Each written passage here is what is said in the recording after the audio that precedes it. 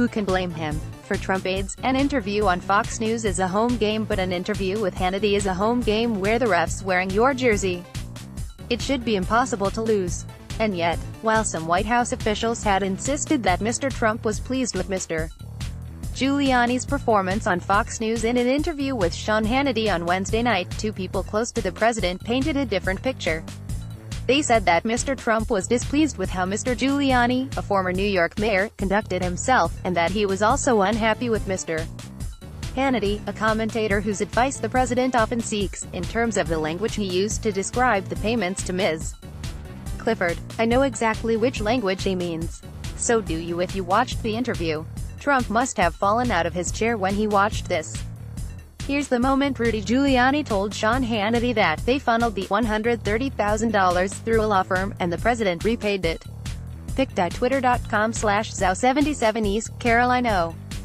At Arvawong, May 3, 2018. Of all the ways to describe Trump reimbursing Michael Cohen for the Stormy Daniels payment, funneled through a law firm, is as close as you can get to calling it money laundering for purposes of avoiding FEC scrutiny.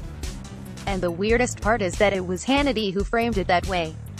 Bad enough that Rudy would repeat the phrase, but if there's anyone in media whom Trump would think he can count on not to put the payment in the worst possible light, it's his buddy Sean.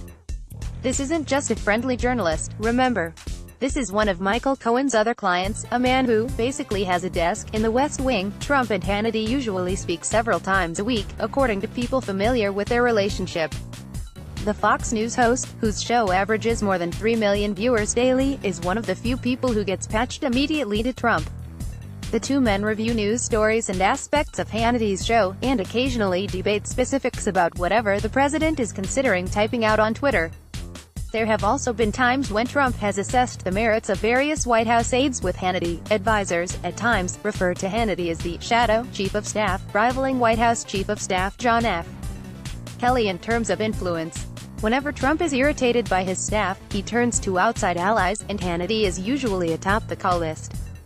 Trump and Hannity are coordinating regularly, allegedly to the point that Hannity's opinion carries about as much weight as John Kelly's.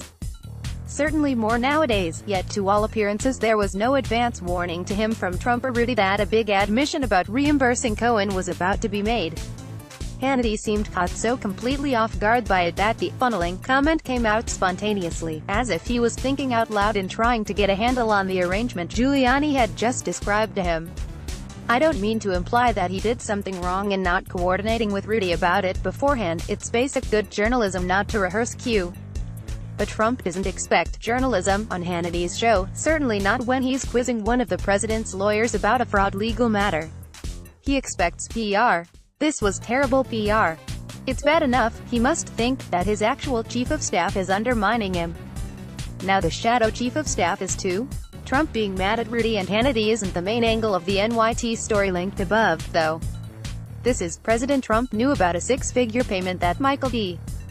Cohen, his personal lawyer, made to a pornographic film actress several months before he denied any knowledge of it to reporters aboard Air Force One in April, according to two people familiar with the arrangement. It was not immediately clear when Mr. Trump learned of the payment, which Mr. Cohen made in October 2016, at a time when news media outlets were poised to pay her for her story about an alleged affair with Mr. Trump in 2006.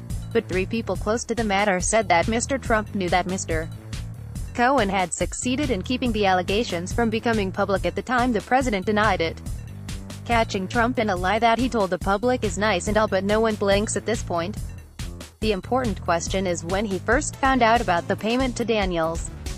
There's a meaningful difference between him knowing from the beginning, in October 2016, and only finding out after he'd already reimbursed Cohen via Cohen's monthly, retainer.